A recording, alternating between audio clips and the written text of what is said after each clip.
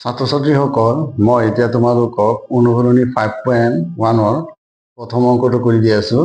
ইয়াত দিয়া আছে তলৰ পৰিস্থিতিবিলাকৰ লগত জড়িত সংখ্যাৰ তালিকাবিলাকৰ কোনবিলাকে সমান্তৰ প্ৰগতি গঠন কৰিব আৰু কিয় কৰিব। এতিয়া ছাত্ৰ ছাত্ৰীসকল, সমান্তৰ প্ৰগতি মানে হ'ল সমান অন্তৰৰ ব্যৱধানত কোনো এটা সংখ্যা প্ৰথম সংখ্যাৰ পৰা দ্বিতীয় সংখ্যাটো বাঢ়ি যোৱা, কিন্তু ইয়াৰ ব্যৱধানটো হ'ব লাগিব সমান সমান।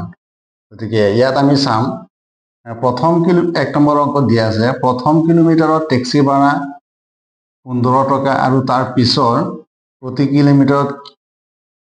অতিৰিক্ত কিলোমিটাৰত 8 টকাকৈ হ'লে প্ৰতি কিলোমিটাৰৰ অন্তত টেক্সিৰ ভাড়া কিমান। ইয়াত যিহেতু দিয়া আছে টেক্সিৰ ভাড়াটো দিয়া আছে প্ৰথম কিলোমিটাৰত 15 rupees। গতিকে মই ইয়াত লিখিম, ধৰো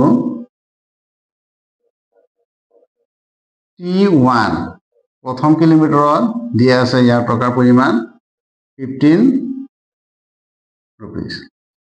এতিয়া এই যিটো টেক্সি ভাড়া দিয়া আছে এই টেক্সি ভাড়াটো হ'ল অনলি প্ৰথম কিলোমিটাৰৰ বাবে, কিন্তু ইয়াত যেতিয়া তাৰ পিছত যেতিয়া আৰু 1 কিলোমিটাৰ যাব তেতিয়া 15 টকা দিব লাগিব, লগতে আৰু 8 টকা প্লাছ হ'ব। অৰ্থাৎ ছেকেণ্ড যিটো হ'ব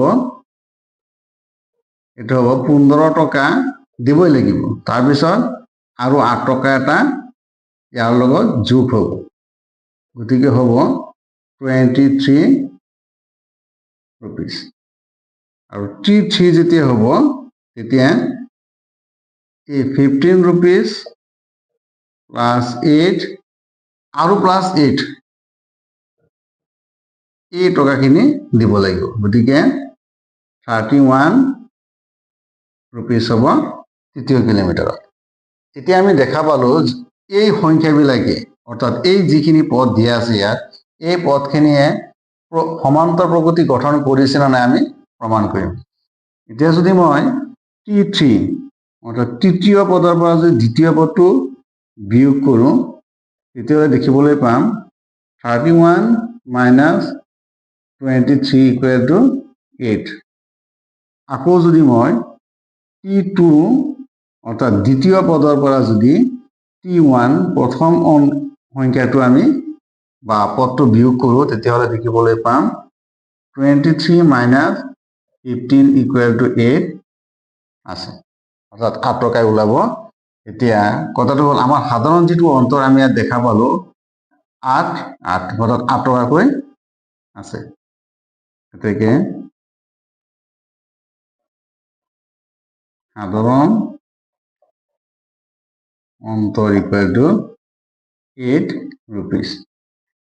গতিকে আমি ইয়াত যি দেখা পালো সাধাৰণ অন্তৰটো 8 টকা। গতিকে এই যিখিনি অংক দিয়া আছে ইয়াত প্ৰথম অংকটো, এই প্ৰথম অংকটোৱে সমান্তৰ প্ৰগতি গঠন কৰিব। অৰ্থাৎ সমান্তৰ প্ৰগতি গঠন কৰিবলৈ হ'লে ইয়াৰ সমান অন্তৰ অৰ্থাৎ ব্যৱধানটো সমান সমান হ'ব লাগিব। গতিকে ইয়ে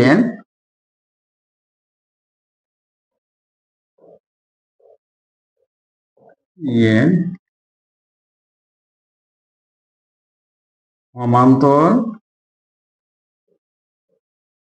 প্ৰগতি গঠন কৰিব।